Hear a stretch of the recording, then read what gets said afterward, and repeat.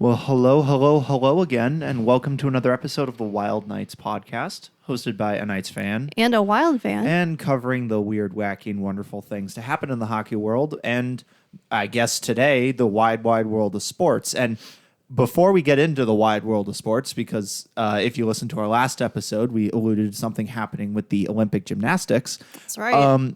Before we get to that, there's actual real hockey news today. So I just wanted to remind you to stick around after we talk about the Olympics, because this is like worldwide drama now.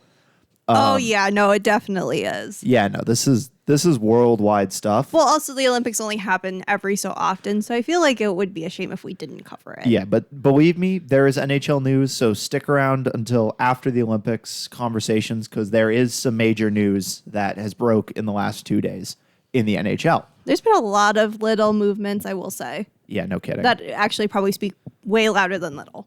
Yeah, they could have major ramifications for a team that was in the Stanley Cup final last year. So something that I hinted at last time was that the medal count from the Olympics, which just finished up a couple of days ago, aren't quite set yet.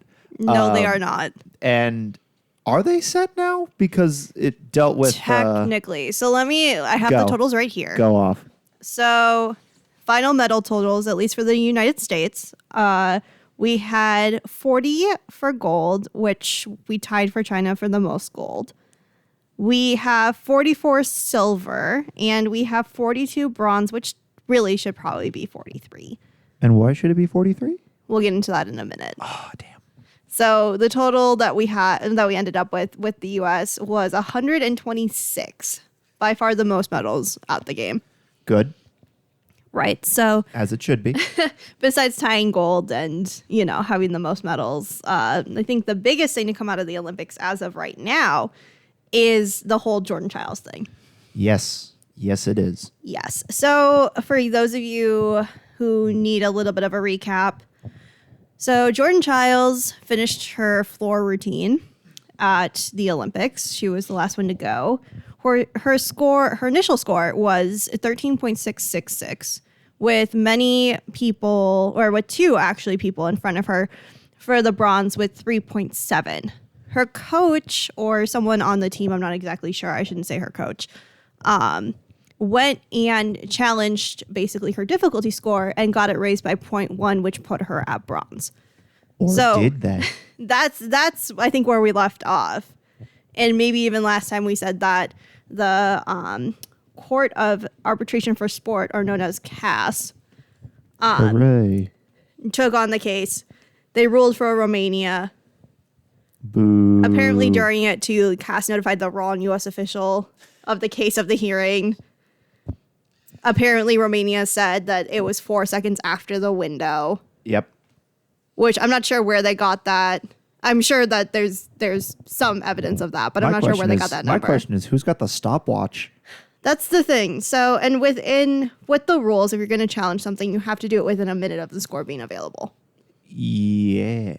But what if, there's somebody who just fell on the ground in front of you and, there's a roadblock or something? Still has to be within a minute. Yeah, but, you said she was the last person to go, right? Yeah. The last person to go. Yep. So, and bear with me on this one for a moment. Okay. This is the Olympics. Mm-hmm. This is an Olympic final. Yes.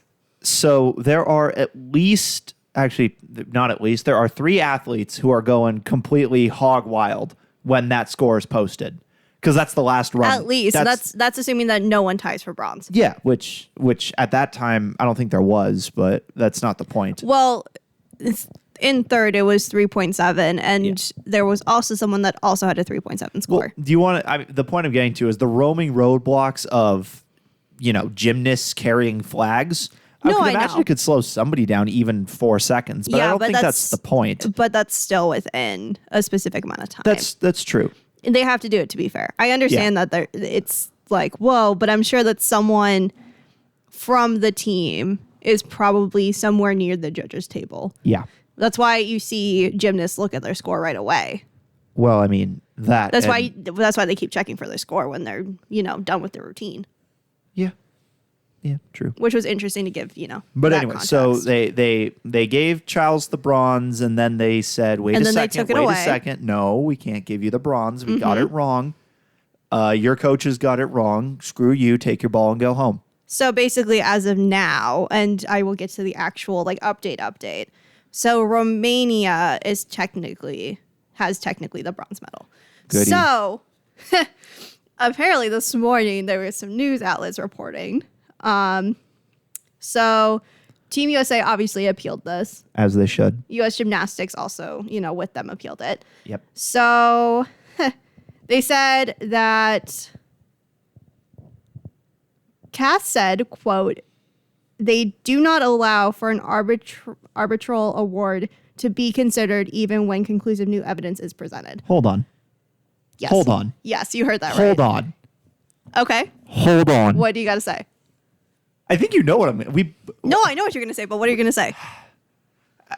You can tell that this is a European body because we both study the law. That Yes, we do. sentence would vaporize an American lawyer. That sentence would vaporize them. I mean, you're not wrong. So, like, you can tell that this is based on, like, European customs and traditions. Yeah, and this is, by the way, this is after the U.S. team said that they have video evidence that it was within 47 seconds, not 1 minute and 4 seconds. And so they had the gall to say, oh, why, yes, we don't care. We got it right, and we're not going to listen to anything on the contrary. Oh, it gets worse. How can it get worse? So apparently, reported by the International Institute for Conflict Prevention and Resolution reported this. Yes, that is a mouthful. Bear with me. Okay. Apparently, the head of the 3-person panel at CAS has represented Romania in arbitration cases for years in legal battles. Oh, no. Years. No. Yes. Oh, no. Yeah. Oh, God. Oh, jeez. Why? And so CAS also said in this statement that in accordance with the guidelines on conflicts of interest issued by the International Bar Association, CAS has no reason to remove an arbiter making such disclosure if the parties do not object to his or her appointment. Hold on. But if they don't know, what are they going to do about it? Yeah, but if... I can see how that makes sense, but at the same time... doesn't that, like... Yeah. But if that... It's not... Sorry. Deep breath over there. Okay, what were you going to say? How does that make sense? How is that fair? Because, like, nothing across the world brings more national pride than winning an Olympic medal. Yeah. And that is something that I think it's 193 countries that participate in the Olympics agree on, like across their entire country, that winning an Olympic medal is the most important thing that can happen as an athlete. In those 2 weeks specifically, yes. And so how on earth is it fair that you have I guess I'm going to use the word litigator because I think that's the appropriate term here, who has represented Romania on numerous arbitration cases. Yep. Making a decision that involves Romania? That involves a Romanian athlete. That'd be like going to like the World Junior Championships, a gold medal game between the U.S. and Canada with an entire Canadian referee staff. Yeah, who could not be impartial, who all wrote for Team Canada openly. This is like the same conversation as saying, oh, the Leafs always get good video reviews because the Situation Room's in Toronto. Yeah. Please tell me this gets better. I mean, because you've already given me like a splitting headache with this. They also said that if new evidence objectively unknown at the time of the hearing appears after the issuance of the decision, it can be possible to ask the Swiss Federal Tribunal, yes, you heard me right. Oh, the goddamn Swiss. To order that the case be reopened. The CAS would also reopen the case spontaneously if all parties agree. Who would agree if they won that case? Who would agree? I have no idea. No one. No one would agree to that. Nobody would agree to that. So you have this case, which obviously, I mean, Team USA and Team US Gymnastics are literally like, we're going to keep working on this because this is total bullshit, honestly. Well, they've only got 4 years until the next Olympics, so. Well, yeah, but I think that it's more because what's the statute of limitations on it? I have no idea. I don't But know the either. thing is that they can continue to, pursue other avenues Dude. based on what I've read. But it's one of those things where it's just like, it just sucks because it's like you have a gymnast who works hard. And I'm not saying that Team USA works harder. I'm just saying all the gymnasts work hard. But you're going to And- let a court decide who won the bronze medal? Well, they're the court of arbitration I know of sports. they deal with a lot of For things. sports. Yeah. They deal with a lot of things just outside of the Olympics. Yeah, no, they're the governing body. I mean, they're the ones that I'm pretty sure they're the ones that gave out the biggest fine in the history of organized sports. Probably. Do you know what that one was? Nope. 2007. It was Formula One. Of course, it was F1. A former employee of the Scuderia Ferrari F1 team sent a bunch of classified design documents to the McLaren F1 team at the European equivalent of a Kinko's.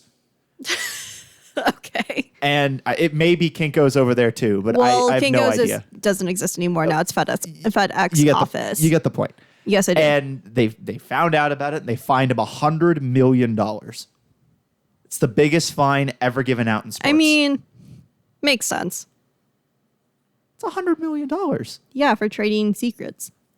Stealing secrets. Yeah, but that you stole them and traded them. Like, come on. Yeah. Yeah. And so I think the point here is this is small potatoes by comparison to what they've done. I mean, But at the yeah, same but time also at here- the same time, yeah. it's becoming national and global news Yeah. because you have someone who, my guess is he didn't really say that he was, this for Romania. So it kind of, gives you a little bit of what are you going to do? It kind of gives me the ick. Well, it's like, what are you going to do when you have someone that actively hides things, I don't know, man. I don't know. Okay. So do you have anything more on the Olympics? No, besides the fact that I'm disappointed and kind of mad. I mean, I'm a little disappointed too, but like, I'm very disappointed with how this is being dealt with because the thing is that if you have video evidence that you made it within the deadline and they're not willing to hear that, that's a little sus. well, especially when I don't know how gymnastic stuff works because this is the first time that I've looked at, the court of arbitration for sport. Well, I mean, yeah, but like, it's a little bit of a mess, and I don't really know where they're going to go with it. I don't even know if there is an avenue to go anywhere with it at all. Yeah, I don't know. This just may be the biggest game of backrooms politics I think I've ever seen. Well, and I'm sure Team USA is not happy about it. Well, I'm pretty sure Team USA has a lot of lawyers Well, yeah, that but make more than I ever will.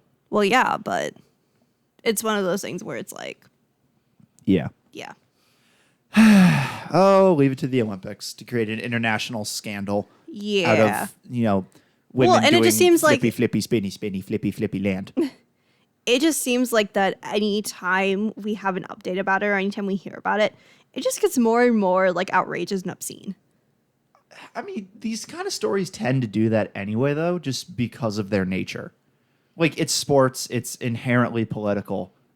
Well, yeah, but I mean also like to technically not make it to bronze with your initial score, to challenge that, then to make bronze, then to have someone take it away from you. And then only to find out that the person who took it from you has represented the country of the athlete that you had to give it to. Yeah, and frankly, could be a little biased. A little? Here's the thing. I'm not going to speculate. Yeah. I'm not going to speculate on how he can. Yeah, I don't want to speculate on it No. either, but like Like, I don't want to speculate about his bias or anything like that.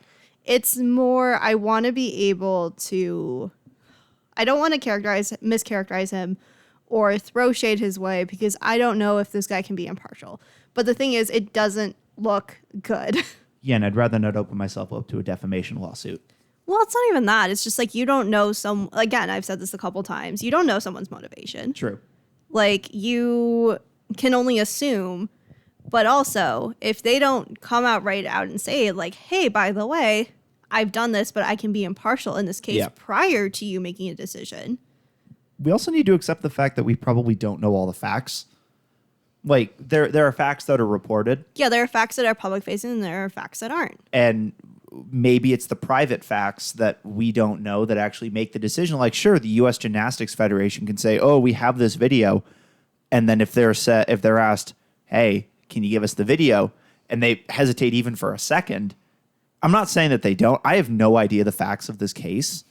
I mean, they said that they basically have undisputable evidence, I think is what they've said. Well, the CAS and the But this was after this ruling. well, according to what you read a few minutes ago, it doesn't matter. It doesn't matter. It doesn't matter that they have. Why? But Here's they my question, can appeal though. to a different body, and I think that that's probably what's going to happen. I mean, is they're going to go to the Swiss. My big question is, if they had this evidence in the first place, why didn't they put it in the initial complaint? I don't know if they had it in the initial complaint. How do because you think not of, have Well, it? think about this. When was the medal ceremony? Like the next day, I think. Well, it was before the case. Yeah. Was even whatever. Yeah. Was even brought. So it's one of those things where they probably didn't have it at the time. They're not the ones that scheduled this. Right. Team USA is in the middle of an Olympics. Yep. So is Romania. Yep. But Team USA also had, 500 some people there? Yeah. I think it was like 580 something. I mean, do you really expect there to be that many staff members able to devote time to this at that moment? I mean, you're not wrong on that one. Especially when we were playing in gold medal Yeah. games and stuff. Yeah, no, like it makes sense. It's just it's a saga, and I think in a few weeks or a few months we're gonna get another news from whatever saying, this appeal has gone to the Swiss. I'm sure we'll get it within the next few days because this story, specifically the whole, head of whatever they were doing, Yep. being part of the Romanian legal team or arbitration team. Yeah. It's probably gonna this was news 7 hours ago, maybe. Yep. Send it to the Swiss. Go get your watches and your chocolate, and hopefully come back with a bronze medal. I hope so, because I think that everyone's very disappointed. I think Jordan Chiles is disappointed, and frankly, Yeah. I would be too. Yeah. The good news is, though, the U.S. still technically won the Olympics, and this bronze, will they, won't they, isn't actually going to make that big of a difference. It won't, but it does make a big difference yeah. for U.S. gymnastics. Oh, yeah, for and sure. specifically Jordan Chiles. I completely agree with that. I'm just kind of like trying to make light of the situation. Like, I want somebody who rightfully won a medal to get a medal. I just don't know who the rightful owner of that bronze medal is. Well, and right now. apparently Romania also suggested a 3-way bronze tie, and CAS said no. Why are they anti-fun? Like, honestly, Why just are give they them all a anti-fun? medal. Why are they anti-fun? Give Jordan Chiles, Romania, and the other gymnasts Yeah. a medal. Yeah, Just split it 3 ways and move on. We've had shared medals before. Hell, there was a shared gold on the high jump in Tokyo. And even then, the organizers are like, are you sure? Are you sure you want to share this gold medal? We can make it happen. We don't want to make it happen, but we can make it happen. My point is that, I mean, they Just really hesitant to share stuff. They are. I And don't know why. the other point, too, that I wanted to make is that Paris specifically made extra medals for stuff like this if it happened. And I don't think there were any shared medals at the entire games. There was at least one. I think it was silver in swimming for something. I'm Okay, not that would entirely make sure, sense. But like, because someone tied exactly either in track and field or swimming. yeah, like So, that is doable. But like, dude, just share the medal. Why would you strike down something that sends all the parties home happy and even brings in a third person who didn't think they were going to get anything anyway? Yeah, considering that they were tied for third. Anyway, if we stay on this Olympics topic anymore, I'm going to get really mad and, start shouting from the rooftops about bias and, going, oh, captain, my captain, and stuff like that. Well, okay. Well, with that, Jordan Chiles, we're sorry. Let's move on. Yeah. That's actually a really good segue to oh, captain, my captain. As Some NHL updates. Today, something that should have happened a long time ago finally happened. The Yes. Toronto Maple Leafs have a new captain. Yep. And who is it? It's Austin Matthews. Yes, it as is. it always should have been. Don't know why they ever gave the captain to John Tavares. I mean, I guess he almost got his head taken off by Corey Perry a few years ago, and he was like that elder statesman. But Austin Matthews is Austin Matthews. I think he's the 26th captain in Maple Leafs history. I could be wrong on that one. I think it's 26th. I don't follow the I Maple think Leafs, so. you're probably more accurate than I am. But talk about eat your heart out. A kid from Arizona is now the captain of the most valuable team in the NHL. So, You would say that they're the most valuable team? oh, by far. It's not even close. I'm pretty sure they are the most valuable team in the NHL. Can you give us an explanation of why you think that? Well, literal valuation, yeah. So the Leafs are it's- the most valuable team. So it's fans, it's how much money they bring in, it's kind of all of the I mean, and even in the back-end stuff. more literal sense of if I went up to MLSE, like Maple Leaf Sports and Entertainment, the group that owns the Maple Leafs, and I said, "Hey, I want to buy this team," they would say, "Cool, you got a spare $2.3 billion laying around?" So they're a very profitable team. Yeah, they're a very profitable team. I wonder how many people are going to have to go buy new jerseys now because of the C going on Matthews instead of Tavares. I mean, I don't think that it's necessarily going to be going out and buying new jerseys and getting rid of the old ones. I think it's going to be, an excuse to add another jersey to my collection. Yeah. It is interesting, though, because this is like one of the few occasions where a team changes captains, but the previous captain is still on the team, which is weird. Like, Tavares isn't going anywhere as much as Leafs fans would like to see him go somewhere because his cap hit does not line up with what he's performing on the ice right now. And there's all of these rumors about him getting traded over the summer, and maybe he won't re-sign at the end of next year because he's a free agent next summer. But at the end of the day, this decision was made in conjunction with like the GM, with Brad Treliving, and with Tavares. And then obviously the higher-ups in the organization that don't matter as much. This move was coming. We saw this one coming from a mile away. Matthews is very obviously the most important player on that team, and he's probably the best Leaf since the last time they won the Stanley Cup in 67. Oh, wow. The last time they won the cup, and let's see, how many years ago was that? It's been a while. 60? It's been a while. You said 67? I think it was 67. So in the 60s. I'm gonna look it up real quick. For those of you who are wanting the silence, Erin is counting on her hands.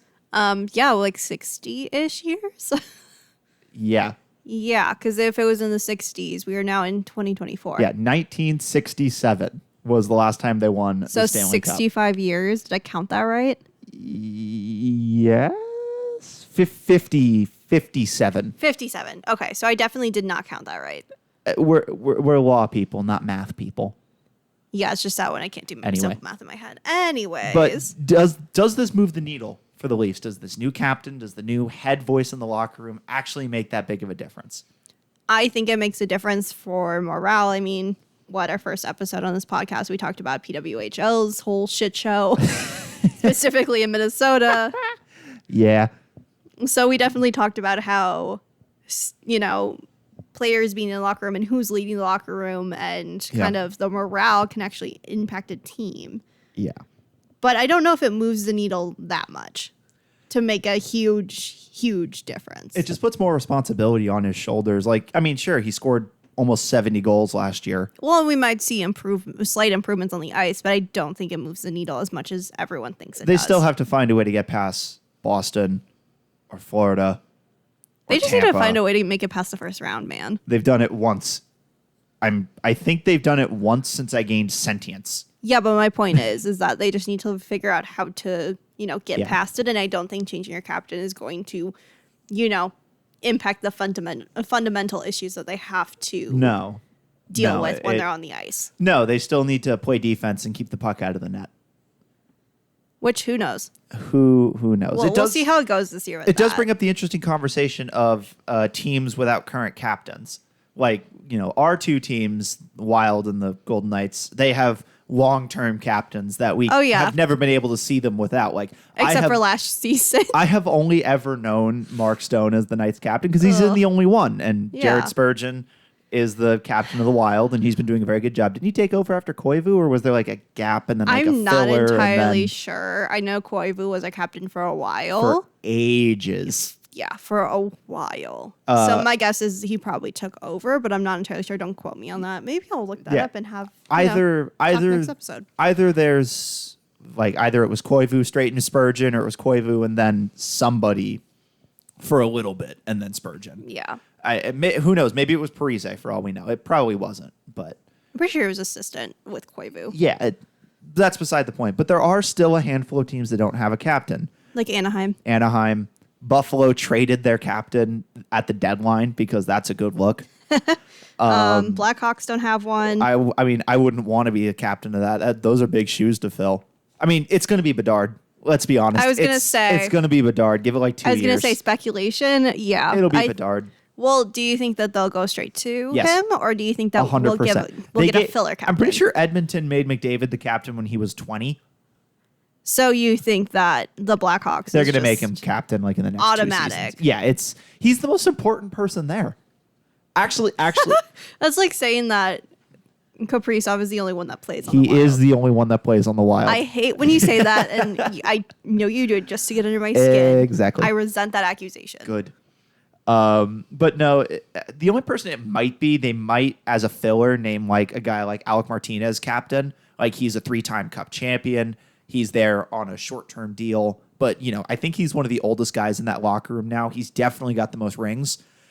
So, I mean, if I'm in the front office of that organization, which is a bit of a dumpster fire anyway, I'd be giving him a good look. And that's not me saying, because I've been a fan of his for the last 3 seasons when he's been in Vegas. But I think he'd do pretty good. And then 3 more teams without captains. The Kraken don't have one. They had one right away their first year. It was Mark Giordano, who they proceeded to trade to Toronto at that deadline. They haven't named a new captain since then. The Lightning just very, very dramatically publicly refused to re-sign their captain, who's now in very public, Nashville. very much was just like, we're not doing this. Yeah. Let's not disrespect Steven Stamkos, but like, dude, keep your beef private. Like that was a very public, very nasty spat between the Lightning and Steven Stamkos. I think it got more nasty than I needed to. Yeah, probably. But my guess is Victor Hedman's going to be the new captain in Tampa. They're going to probably name him right at the start of the year. They just got to wait for camp to get going again. That would be the logical thing to do. Either him or like Braden Point or something. My vote is Nick Paul, mostly because he's got the world's greatest eyebrows. He looks like Brezhnev. He's awesome. And when I don't have any skin in the game, I'm all for Nick Paul doing Nick Paul things. But it'll probably be Hedman, just because he's been there forever and he's going to continue to be there forever. So that would make sense from... What do you think Utah's going to do? Do you think they're going to keep the captain who was captain of the Coyotes? Who was captain of the Coyotes? You're asking someone who barely explores at her Part team. of me thinks it's Clayton Keller, but I'm not confident in that. I'm not very... Okay, let's look this up. Well, and it makes sense that Utah doesn't have a captain named yet because technically they're no longer the Coyotes. They just moved to Utah. Right. They don't have... You look confused. What's up? They don't have one. Utah or Coyotes? The Coyotes don't currently. Oh, interesting. Yeah, so you mean Utah doesn't have one currently? Yes, Because the Coyotes don't have one. Didn't have So, one. like, if we're going to go through the history of, they've only ever had 1, 2, 3, 4 of them. The organization formerly known as the Arizona Coyotes since 1996 have only had 4 captains. Okay. They had Teppo Numminen for 2 years, who I've never heard of. They had Keith Tkachuk, so Matthew and Brady Tkachuk's dad. Mm-hmm. So, that's a hockey family right there. Well, and then Shane Doan, Arizona legend. Okay. There's not really any drama there. I knew he was a captain. I just had to confirm it. And then their last captain served from 1819 to the end of 2020-21 season, and it was Oliver Ekman-Larsson, who just won the Stanley Cup with the Florida Panthers, who I think is now in Toronto. And they bought him out. That's how he ended his captaincy. Wow. Is he was bought out for being really bad. But no. So basically, Arizona has not had a captain. No, their current alternates are Lawson Krause, Clayton Keller, and Nick Schmaltz. Well, can I also say this, that it totally makes sense that Arizona did not have any captains because that organization was a shit show. They didn't even have a home. How can you have That's a my captain point, is that without a home? That's my point, is that it was just totally and utterly like a shit show over there. No kidding. They didn't have an arena. They didn't have a captain. Yeah. Their owner was doing them a huge disservice and wasn't helping them in any way. Yeah. So, since we're on the topic of captains and pure speculation time, Yes. let's say, Spurgeon. yeah, who is going to be captain after Spurgeon? Who do you think should be captain after Spurgeon? And to me, there are only 3 correct answers. Okay, can I hear your answers? And then I have a couple of Kirill answers Kaprizov. formulated. Okay. Brock Faber, Okay. Matt Boldy. I had 2 of the 3. Who was your other one? I didn't have necessarily 3, but I definitely thought Boldy. Yeah. And I thought Faber. Faber, not Faber yet. Let me put that caveat. Well, Spurgeon's not going anywhere yet. We'll see how the season treats him because it makes me nervous with the amount that he was out last season with the injuries that he had. Yep. That makes me extremely nervous about his future with the organization. Yeah, no. Not because I think that he's going to get traded, but I think that he would probably put down the stick first because he keeps getting injured or he can't play anymore because of an injury. Yeah. I'd say he's got a good 3 years left before the Wild even have to worry about naming a new captain. I was going to say 2, but it depends on how this year goes. I'm trying to keep it optimistic. If you shift the conversation back to my neck of the woods, I have no earthly idea who will be the next captain after Mark Stone. And it's not because I don't have ideas. It's more because I don't know who's going to be on the team when that happens. My guess is it'd be Jack Eichel. That'd be my knee-jerk reaction. If Eichel is still around, I think that's a good guess. If he's still around, another good one would be if William Karlsson is still around. He's been there since year 1, and I'm convinced he's never going to leave. I hope he never leaves. Granted, I said that about Marchessault, and I said that about Riley Smith, and I said that about Will Carrier, and oh god, there's so many of my favorite players that now don't. Yeah, but if you think about like who is prime Knights candidacy for a C, it's Eichel. It will probably be Eichel if I had to take a guess, and if it's not Eichel, it'll be Karlsson, or it'll be like. Or it'll be like Alex Pietrangelo or Noah Hannafin. Mm-hmm. I mean, Pietrangelo's been a captain before. He was captain in St. Louis when they won the Cup. It could also be a guy like Zach Whitecloud, who's young and has been on the back end forever. Could be Nick Hague, mostly because nobody would ever be able to reach the sea, because he's a giraffe. Completely unrelated. One of my favorite pictures in all of hockey all time was in the conference final in 2023 when the Knights played the Stars. And that was a really chippy series at times. And there was a moment where Max Domi is going after Nick Hague. And Hague is down on a knee. And Domi is standing up. And Hague is still taller. And it's like what happens. Like, it is the quintessential what happens when your younger sibling tries to stand up to you. All you have to do is like stick your hand out and they just swing wildly at you. It's like, oh, you can't reach me. Speaking from experience, Ian. No, I'm not, unfortunately. Because my little brother got special training to take me down, and he still uses it. To be fair, you are like 6'2". That's not important. What do you mean that's not important? He still beats me. But anyway. Oh, it's funny that we're bringing it back to the Golden Knights because we've had some off-ice drama, haven't we? For a player that's yet to play a game in a Knights uniform. I'm looking at you, Ilya Samsonov. Why did you comment on your own post? Like, what are you doing? How did you screw that up? Okay, can we backtrack and can you give us kind of an so overview of what there was is like all going on? an Instagram reel or something. I'm not entirely sure where it was from or who posted it. It was like breaking down the top goalies.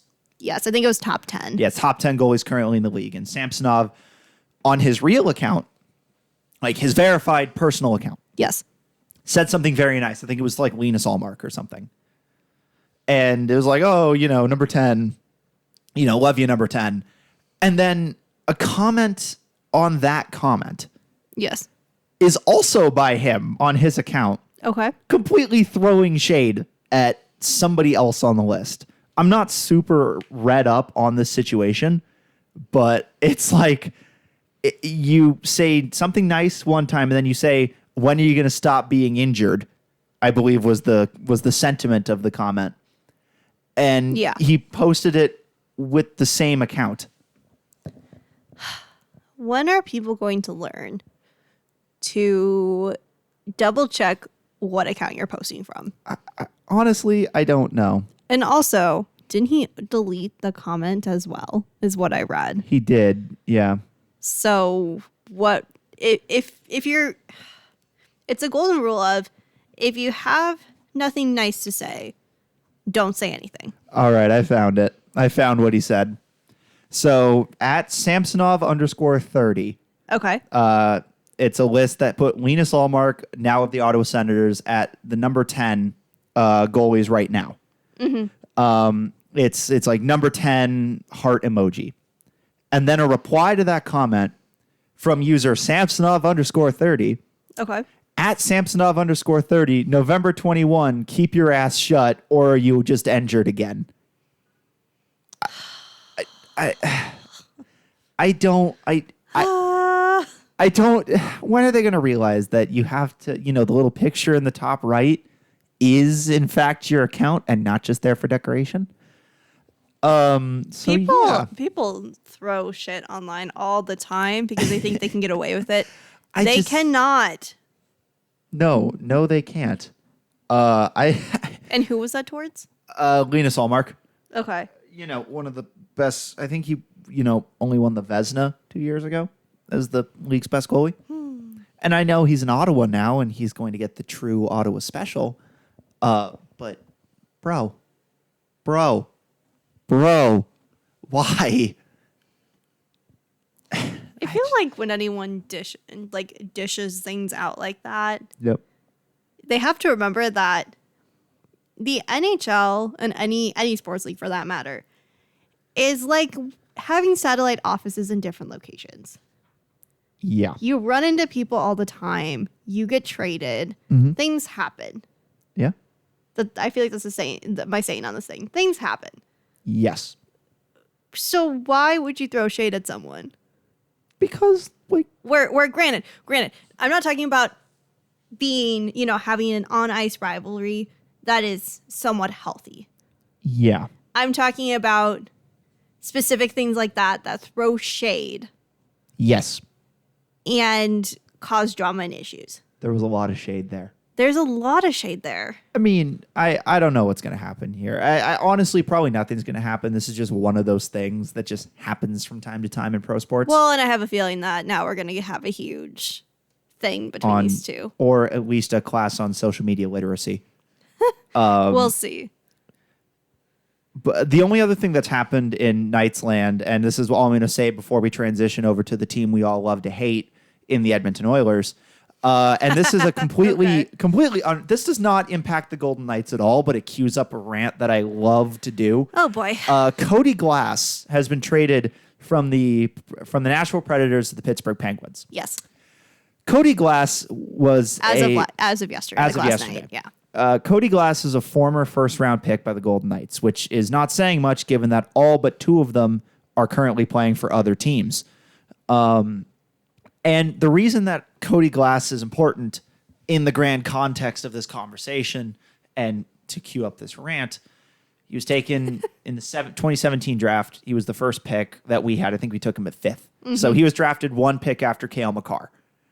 So you want to say the draft was rigged. The Knights picked 5th. The Kraken picked 2nd in their first draft. But I'm totally not salty about it. That's not the point. The point is the Golden Knights had 3 first-round picks in that draft. They traded 2 of them fairly quickly to acquire players that are, somewhat important to the development of the team. They traded Eric Brandstrom, who they took at 19th overall, I believe, to get Mark Stone. And they traded Tomas Tatar, who they had spent a first, a second, and a third that the 2018 deadline to get. And so the first, a second, and a third went to Detroit to get Tatar. Tatar played terribly. And so he got sent with Brandstrom and another first or another second to Montreal to get Max Pacioretty. Max Pacioretty played here for a few years. It wasn't Brandstrom who went to Montreal. It was Nick Suzuki, the other guy the Golden Knights drafted in the first round in 2017, because they thought Cody Glass was going to pan out in Vegas and they didn't want to get rid of him. So fast forward a few years later, Max Pacioretty gets traded to Carolina for future considerations, along with the defensive prospect in Dylan Coughlin. So that's all assets gone. So the Golden Knights lost a first, a second, a third, another second, and Nick Suzuki for 3 years of Max Pacioretty. And Nick Suzuki is now the captain of the Montreal Canadiens. Okay, what does this have to do with Glass? Cody Glass was then traded 2 years later for a player named Nolan Patrick, who played 30 games in the Knights uniform, got a concussion, and is probably retired. Ah. Yeah. Okay. We traded the wrong guy. So you're saying you should have traded Glass? We should have traded Glass in the Pacioretty trade instead of Suzuki. He's the captain now. He's the captain of the Canadiens. He was ours. You sound so dumbfounded and just like, how can this happen? How could this happen to you guys? Every time he scores against us, which is very often, by the way. Should have kept him.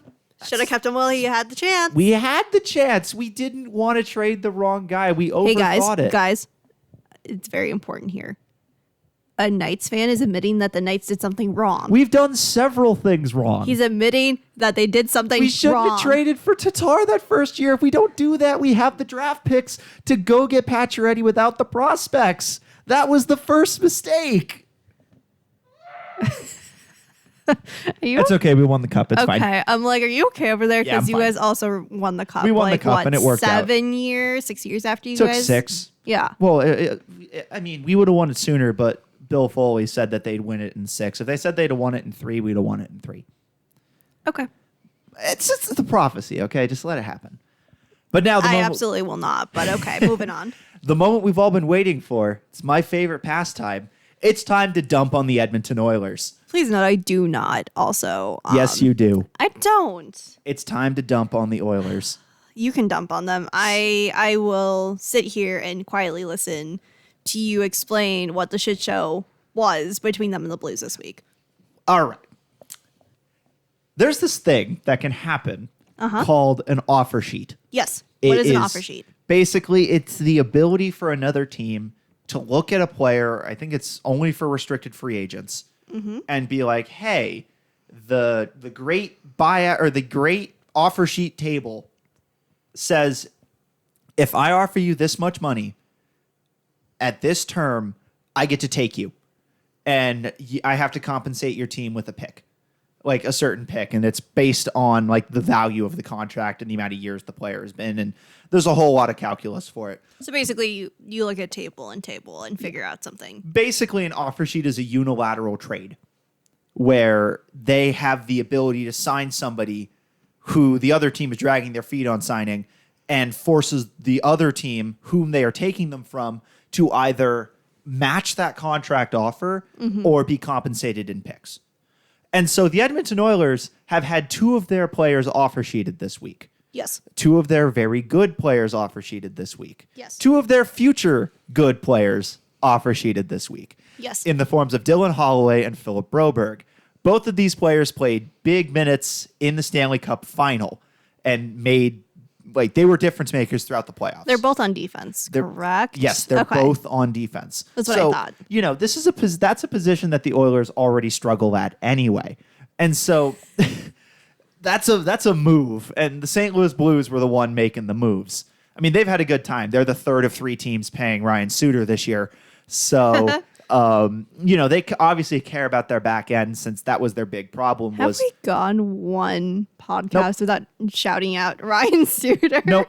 Okay. Nope. No, we have not. Anyways, continue with your rant explanation thing. But basically, so they got offer sheeted by St. Louis, and Edmonton has 7 days to match the contract. They have right of first refusal. And so all they can do is just be like, oh, St. Louis is giving you this much money. We're going to match that. Yes. The last time this happened was when Carolina offer sheeted, I think it was Kasperi Kotkaniemi out of Montreal as retaliation for Montreal trying to offer sheet Sebastian Aho. I think it was either Sebastian Aho or Andrei Svechnikov out of Carolina the year before. Yes. So it's usually just GMs being petty. This time, I think it's St. Louis being really smart because these are 2 good young defensemen. And St. Louis needs to rebuild their team. They really do need to rebuild their team. But they offered sheeted Dylan Holloway at 2 years, 2.29, and Philip Broberg at 2 years, 4.58. Wow. Here's the problem. Edmonton doesn't realistically have the cap space to match those right now. Well, isn't the Sharks are going after someone too, aren't they? Yes, the Sharks are considering now offer sheeting Cody Ceci. Now, sure, he's a pylon and he's not the best defenseman in the world, but the Sharks have been trying to make moves this offseason. Amazingly enough, yes, they've actually been making moves. They're going to try and not lose 2 games by a score of 10 to something. I think that the Sharks will be somewhat of a contender. I don't think that they're going to be playoff contenders necessarily this year, but I think that they're on their way to God, I hope not. Rebuilding their team. God, I hope not. I know. Yeah. Knights fans. Let's Sharks. go. But this is a really interesting situation because the offer sheet is such a very rarely used item that it's almost like, oh my God, somebody actually used the offer sheet. It's like something that people throw around saying, if you don't get this negotiation right, I'll offer sheet this person. And St. Louis just like went out. They woke up in the morning. They chose violence. They woke up, looked at Edmonton, and said, bet. Hey, I would be perfectly fine if they didn't match the offer sheet and just let those 2 defensemen walk. Well, do they really have a choice? Well, oddly enough, kind of. But they would have to do something that they got real pissed about last year. Which is what? They'd have to stash Evander Kane on LTIR the whole year. And then reactivate him when the playoffs start. You know what? I could say something about Mark Stone. And you guys keeping him on LTIR. Hey, he lacerated his spleen. You want to have a lacerated spleen? It's the second year in a row. He had back surgery twice the year before. It's the second year in a row. He was hurt, damn it. I realize that, but it does not look very good. Do you want me to pull up the op-ed that I wrote about this? I could get up right now. I could mute my microphone. I could pull up the op-ed. It's on my computer. No, it is literally 5 steps away. Let's not do that because I know that in that op-ed you say I think there was 5 teams total. There were 5 teams, and the Lightning did it first, and they did it better, and they were more egregious with it. They put Nikita Kucherov on there for what was basically a hangnail. I meant more about there was more than the Knights that did it last year. Yes. The Knights are the only ones that were talked about. Yes. Because Stone just happened to be hurt 2 years in a row. And he just so happened to have almost the exact same timeline the last 2 years. Well, to be fair, the first one is because y'all fucked up and brought him back before his back was healed. We did do that, yes. We did do that. So a lot of people do not know that, I don't think, who aren't Knights fans. A lot of people do not know that. Yeah, no, they screwed that one up. They screwed that one. And that was actually dealing with the sins of 2022, the year we missed the playoffs. Yeah, he hadn't fully rehabbed. We needed to try and make the playoffs. Which you should have just kept him out. There's a whole... Granted, it worked out for you guys in the end, but you guys just should have kept him out. Hey, the whole reason... I could actually argue the whole reason we missed the playoffs in 2022 is because the Ottawa Senators made a mistake. Mm-hmm. And you probably remember this, even though you probably weren't paying that much attention to hockey in 2022. I was paying attention to hockey in 2022. The Knights tried to make a trade, and the trade got canceled. Okay. They tried to trade Evgeny Dodonov to Anaheim to free up cap space to bring back a couple of other players. I think it was like bring back Riley Smith and another player instead of having to go to the never-ending pit that was the American Hockey League roster that year. But Ottawa forgot to give us Dodonov's no-trade list that he filed when he signed an extension in Ottawa the year before. And so we made the trade to Anaheim. Apparently, Anaheim was on that no-trade list, so we had to keep Dodonov. If it weren't for that, we probably would have reactivated a few players, and we probably would have made the playoffs that year. Should have, could have, would have. We missed it by 2 points. You do realize that you guys won the Stanley Cup in the last 2 years. I'm aware. So I think it's time to just let it go. Okay, fine. I'll let it go. You're not going to let it go, are you? Not a chance. Okay. Not a chance. Worth a shot. You can try and bargain with a madman, but you're at the end of the day, you're bargaining with somebody who has nothing to bargain with. All right. Do we want to switch over to the Minnesota Wild? Or do you want to save that for the next episode? Let's talk about it now. Go for it. Go for it. We've got at least 10 more minutes. So, I was going through Minnesota Wild news today. Yay. In preparation for this podcast. Also because it's sometimes nice just to type in your team name and see what comes up for news and see what comes up for op-eds. True. And this one popped up, and it kind of, made me reflect on a couple things. So I'm going to pose the question to you. Oh, boy. So this year, Yes. Minnesota Wild have Fleury. Yes. They have the Gus Bus. The Gus Bus. And they have Wallstad Who's very good. coming up from the Iowa Wild. At some point. At some point, yes. Why do you think I said Fleury won't finish the year in Minnesota? Because I think that they're more likely going to trade Gustafsson. No. No, I think they will. No. That'd be a mistake. Explain why that'd be a mistake. That'd be a massive mistake. Why would it be a mistake? Gustafsson in a vacuum is a top 10 goalie in the league. The Yeah. problem is he is wildly inconsistent. So is Fleury. Yeah, but So are a lot of goalies in the league. the only time I ever really took a deep dive into Gustafsson numbers is at the game me and you went to when the Knights were in town. Mm-hmm. And that was Back in March. He was having a face-off with Logan Thompson that night. Logan Thompson just coming off of, being an all-star. Mm-hmm. Gustafsson had better numbers.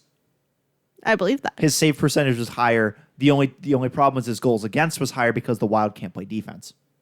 Well, it's because Spurgeon was hurt. Myriad so of there's not really a lot of people. Yeah, the save percentage is what I look at as the more important metric there. Yeah.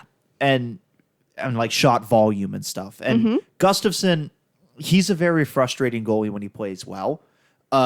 2 years ago in 2023, when the Wild were in the playoffs against the Stars, I'm convinced the only reason they lost that series is because Gustafsson won game one, and then they put Fleury in game two. Oh, they totally and he did. got lit up like Christmas. The thing is that, and a lot of hockey fans know this, you don't pull a goalie that's hot. You go with the hot goalie. Yeah, you go with the goalie who won. You go with the goalie who's consistently winning, consistently making saves. Because the thing is that you pull them for a game, it gets them out of rhythm, Yeah. and you don't know if you can get that back once you pull them. Yeah, and he didn't. He never got it back. He didn't because... I think they lost in 6 or 7. Yeah, they did. Yeah, which was, I'm convinced if they don't let Dallas, light Fleury up like that, I think the final score of that game was like 5-1 or something of game 2.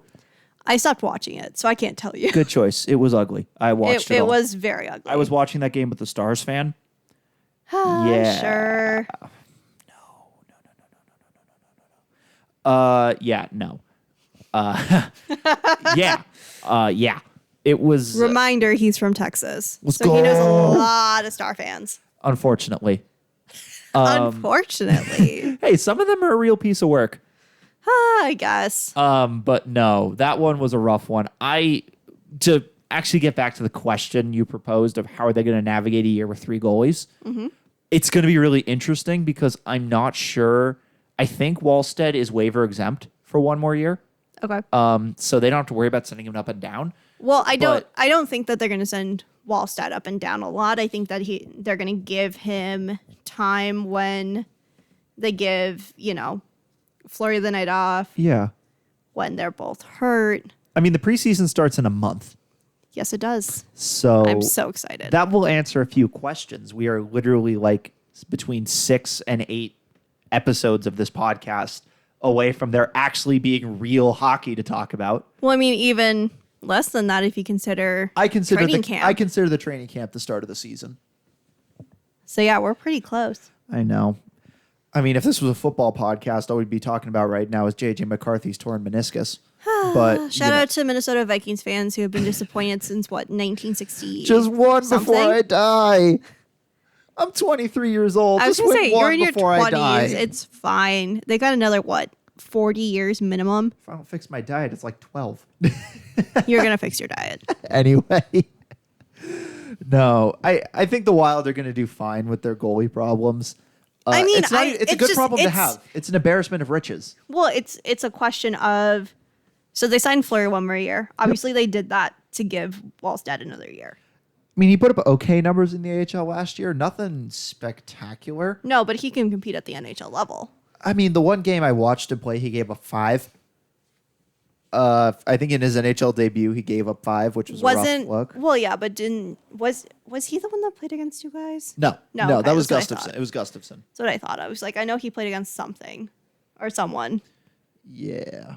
last like March or April. No, but I think it's one of those things that it's worth talking about because, Fleury's in his last year. He's made comments or at least alluded to retiring. Yeah. So you're going to have him off the board after this year. Yeah.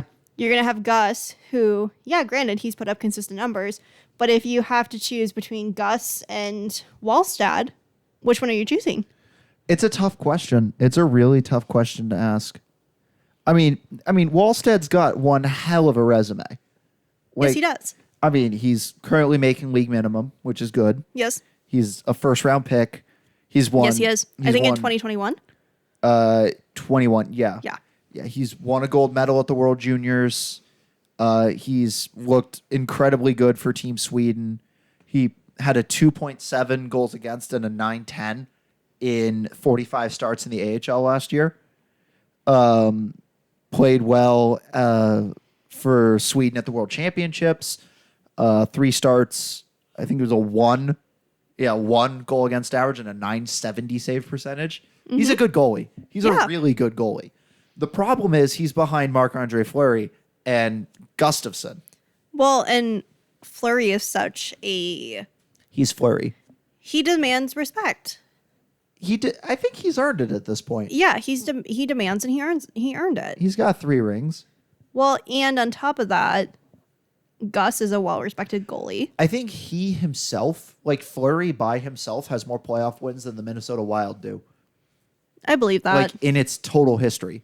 Well, I mean, he's also been playing because he was with Pittsburgh and then he was with Vegas, and then he was with the Blackhawks, where and then we he got didn't him win from Jack. Yeah, and then we got him from there. Yeah, but I'm convinced his stints in Pittsburgh alone, he had won more playoff games than the Wild have in their history.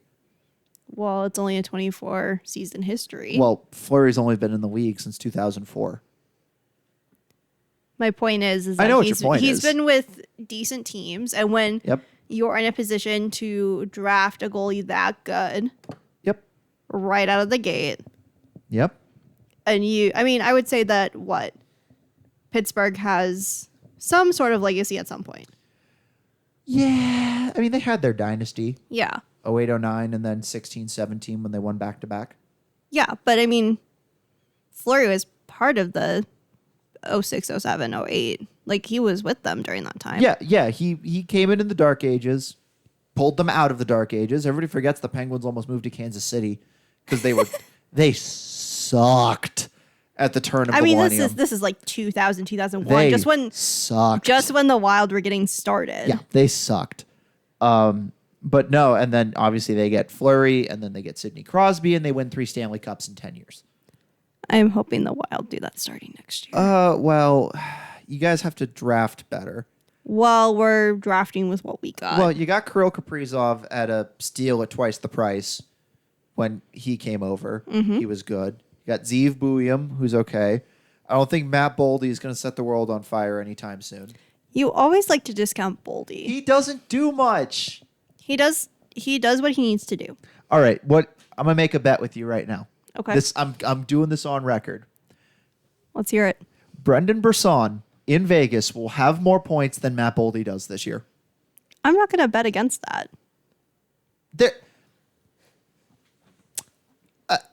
What? That's a bold statement. That is a scathing indictment on your confidence in Boldy. No, I think I'm confident in Boldy. But I don't think that Boldy's worth is defined by his total points. That's exactly how forwards' worth is measured in their points. That's how it works. Like, I get it. But you also have to think about who does the breakouts, who gets a puck up the ice, who is a defensive forward. Like, these things don't really show up in the stats. That's true. So stats, while they're really, really nice and they give you kind of a nice picture, they don't give you the full picture. They really don't. I'll give you that one, I suppose. I still think Boldy's a little overrated. He's a good player. I just think he's a smidge overrated. I think he's not Duhaime. At least he's not Duhaime. I think that Boldy he's grown year after year, even if it was a little bit more into his position on this team. And I think we're going to continue to see that. I mean, I want the best. I don't think you should discount Boldy. I'm not discounting him because he's better at hockey. Like he's better at him. hockey than I ever will be. But it sounds like you're discounting him. No, because he's better than I've ever considered that I ever will be. He's a great player. You just said he was a great player. He's a great player, but I just don't think he's going to put up as many points. I don't care about the points. I care about how he plays, how breakouts work. I care about other things besides points. You're much more a stats guy than I am. Well, yeah, because that's how metrics work. I mean, you're also a guy, so. Hey, what's that supposed to mean? I called you a stats guy. Hey. So I said you're a guy because you're a stats guy. I'm a dude bro, stats dude bro. I'm like the finance bro of hockey.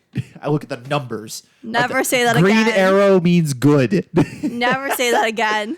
All right. Well, I think we don't need to say anything more today. I think we've covered all we're going to talk about today. You're exhausting today. I really am. We have to save stuff for next time because we've got to stretch very thin amounts of news, like 2 more weeks until training camp starts. I think we'll see a couple more updates this week. Oh, I'm certain. I mean, we're coming up on when Edmonton has to match those buyouts. It wouldn't shock me if the Sharks or the Edmonton has to match those offer sheets. I think San Jose might offer sheet somebody. That'd be really cool. There's always news, but I think we've run out of news for today. What do you think? I think we can stop it here. I think we can call it. Yep. All right. Thank you for getting to the end of this podcast. Hopefully you guys have enjoyed it. If you really enjoyed it and you really want to listen to more of this, be sure to subscribe. Please subscribe. Okay, I'm not going to beg, but she's going to beg. I'm not begging. I'm just saying if you like what we're talking about, you should definitely subscribe. If this is the off-season stuff, imagine what it's going to be like when we're on season and we have games and news to talk about. Oh, boy. Oh, it's going to be just a spectacular time. Yes. But as always, thank you guys very much for watching, and we will catch you guys in the next one. Bye-bye.